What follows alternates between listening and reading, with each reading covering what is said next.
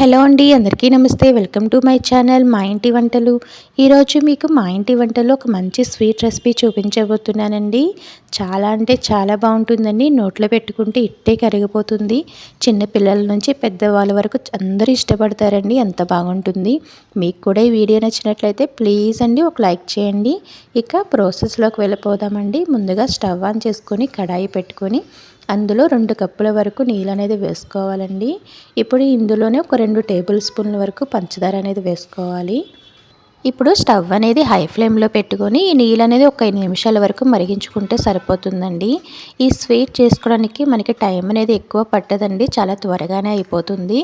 చూసారు కదండి, నీళ్ళు అనేది మరిగిపోయాయి కదా. ఇప్పుడు స్టవ్ అనేది లో ఫ్లేమ్లో పెట్టేసుకోవాలండి. ఇప్పుడు ఇందులోనే ఒక కప్పు వరకు ఉప్మా రవ్వ అనేది వేసుకోవాలి. ఈ ఉప్మా రవ్వ అనేది ఏమీ వేయించక్కర్లేదండి, డైరెక్ట్గానే వేసుకుంటే సరిపోతుంది. ఇప్పుడు ఈ విధంగా లో ఫ్లేమ్లో స్లోగా వేస్తూ కలపాలండి, లేదంటే ఉప్మా రవ్వ త్వరగా ఉండలనేది కట్టేస్తుందండి. అలా ఉండలనేది ఏమీ లేకుండా నిదానంగా వేస్తూ కలుపుకోవాలండి. మనం ఉప్మా రవ్వ అయితే ఏ కప్పుతో తీసుకుంటున్నామో సేమ్ మిగతావన్నీ కూడా అదే కప్పుతో తీసుకోవాలండి. ఇప్పుడు ఈ ఉప్మా రవ్వ అనేది ప్యాన్కి సపరేట్ అయ్యే వరకు లో ఫ్లేమ్లో పెట్టి ఉడికించుకోవాలండి. ఈ ఉప్మా రవ్వకి కూడా మనకి ఎక్కువ టైం పట్టదండి, చాలా త్వరగానే ఉడికిపోతుంది. చూసారు కదండి, ఈ విధంగా మనకి ప్యాన్కి అనేది సపరేట్ అవ్వాలి. అప్పటి వరకు ఉడికించుకుంటే సరిపోతుంది. ఇప్పుడు అనేది స్టవ్ అనేది ఆపేసుకొని ఇప్పుడు దీన్ని వేరే ఒక ప్లేట్లోకి మార్చుకోవాలండి. ఇది కొద్దిగా చల్లగా ఇవ్వాలండి. చల్లగా అయ్యే వరకు పక్కన పెట్టుకోవాలి. మీకు మా ఇంటి వంటలు నచ్చినట్లయితే ప్లీజ్ అండి ఒక లైక్ చేయండి. అలాగే మా ఇంటి వంటల కోసం నా ఛానల్ సబ్స్క్రైబ్ చేసుకోండి ప్లీజ్ అండి.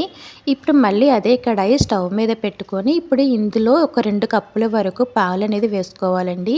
మనం ఏ కప్పుతో అయితే ఉప్మా రవ్వ తీసుకుంటున్నామో సేమ్ అదే కప్పుతో పాలు అనేది వేసుకోవాలి.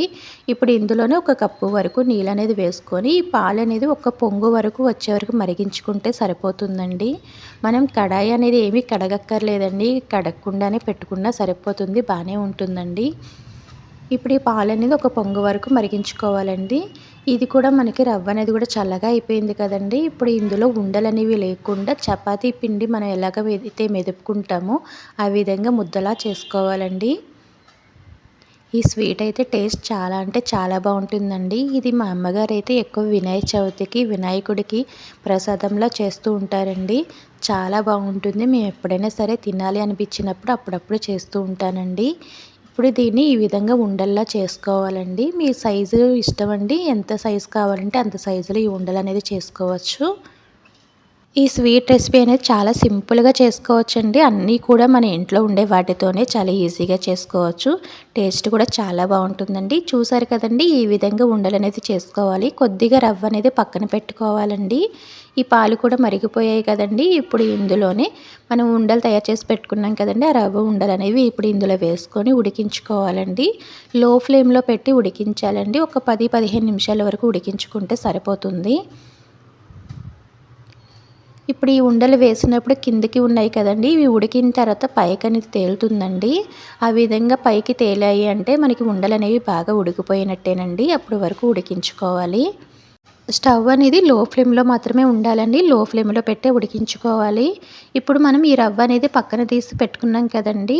ఇప్పుడు ఈ రవ్వని మనం ఒక కప్పులో పాలు అనేది తీసుకొని ఆ పాలలో ఈ రవ్వ అనేది కలుపుకోవాలండి. బాగా ఉండలు అనేది లేకుండా బాగా కలుపుకొని పక్కన పెట్టుకోవాలి. చూసారు కదండి, ఈ విధంగా కలిపి పక్కన పెట్టుకోవాలండి. ఈ ఉండలు కూడా బాగా ఉడికిపోయాయి కదండి. మనం ఇందాక వేసినప్పుడు అడుక్కి ఉండేవి కదా, ఇప్పుడు పైకి తేలిపోయినాయి కదండి. అంటే ఇవి మనకి ఈ ఉండలు అనేది పాలల్లో బాగా ఉడికినట్టేనండి. ఇప్పుడు ఇందులో మనం ముందుగా పాలల్లో రవ్వ కలిపి ఉంచుకున్నాం కదండి, ఆ పాలు అనేది వేసుకోవాలి. ఇలా వేసుకోవడం వల్ల మనకి పాలు అనేది కొద్దిగా చిక్కగా అవుతాయండి. అందుకోసం అని చెప్పి ఈ విధంగా కలుపుకొని వేసుకోవాలి. ఇప్పుడు ఇది ఒక 10 నిమిషాల వరకు ఉడికించుకోవాలండి. కొద్దిగా మనకి చిక్కగా అవుతుందండి, అప్పుడు వరకు ఉడికించుకుంటే సరిపోతుంది. చూసారు కదండి, కొద్దిగా మనకి చిక్కబడింది కదండి. ఇప్పుడు ఇందులోనే మనకి తీపికి సరిపడా పంచదార అనేది వేసుకోవాలండి. ఒక ముప్పావు కప్పు వరకు పంచదార అనేది వేసుకుంటే సరిపోతుందండి. మనం రవ్వ అయితే ఏ కప్పుతో తీసుకుంటున్నామో మిగతావన్నీ కూడా సేమ్ అదే కప్పుతో తీసుకోవాలండి. అప్పుడే ఈ స్వీట్ అనేది చాలా బాగుంటుంది. ఇప్పుడు ఇందులో ఈ పంచదార వేసిన తర్వాత కొంచెం పాలు అనేది పల్చగా అవుతాయండి. ఇప్పుడు ఈ పంచదార వేసిన తర్వాత ఒక 10 నిమిషాల వరకు ఉడికించుకుంటే సరిపోతుందండి. ఇప్పుడు ఇందులోనే ఇలాచీ పౌడర్ వేసుకోవాలండి. ఇప్పుడు ఇందులో పావు కప్పు వరకు పచ్చి కొబ్బరి తురుము అనేది వేసుకోవాలండి. మీరు కావాలి అనుకుంటే జీడిపప్పు, కిస్మిస్ లాంటివి కూడా వేసుకోవచ్చండి. ఇప్పుడు ఇవన్నీ కూడా వేసుకొని బాగా కలుపుకొని మీడియం టు హై ఫ్లేమ్లో ఒక 10 నిమిషాల వరకు ఉడికించుకుంటే సరిపోతుందండి. మనకి ఆల్రెడీ ఉండలు అనేవి బాగా ఉడికిపోయాయి కదండి. కొద్దిగా మనకి పాలు అనేది చిక్కబడాలి. అందుకోసం అని చెప్పి హై ఫ్లేమ్లోనే ఒక్క 10 నిమిషాల వరకు మీరు ఉడికించుకున్నారంటే ఈ పాలు అనేవి బాగా చిక్కబడిపోతాయండి. అప్పుడు వరకు ఉడికించుకుంటే చాలండి. చూసారు కదండి, మనకి పాలు అనేది కొద్దిగా చిక్కపడిపోయినాయి కదా. ఇంకా ఈ స్టేజ్లో ఉన్నప్పుడే మనం స్టవ్ అనేది ఆపేసుకోవాలండి. ఎందుకంటే ఇది చల్లగా అయిన తర్వాత ఇంకా బాగా దగ్గరగా అయిపోతుందండి. అందుకని కొద్దిగా మనకి పాలు లైట్గా చిక్కబడితే సరిపోతుందండి. ఇంకా స్టవ్ అనేది ఆపేసుకొని దించేసుకోవడమేనండి. ఇది చల్లగా అయిన తర్వాత సర్వ్ చేసుకుంటే టేస్ట్ చాలా బాగుంటుందండి. ఇది ఇంట్లో వాళ్ళందరికీ ఖచ్చితంగా నచ్చుతుందండి. మీరు కూడా ట్రై చేసి ఎలా ఉందో కామెంట్ చేయండి. ప్లీజ్ అండి, మీకు ఈ వీడియో నచ్చినట్లయితే ఒక లైక్ చేయండి. అలాగే మా ఇంటి వంటల కోసం నా ఛానల్ సబ్స్క్రైబ్ చేసుకొని సపోర్ట్ చేయండి. థ్యాంక్ యూ అండి. Thank you for watching.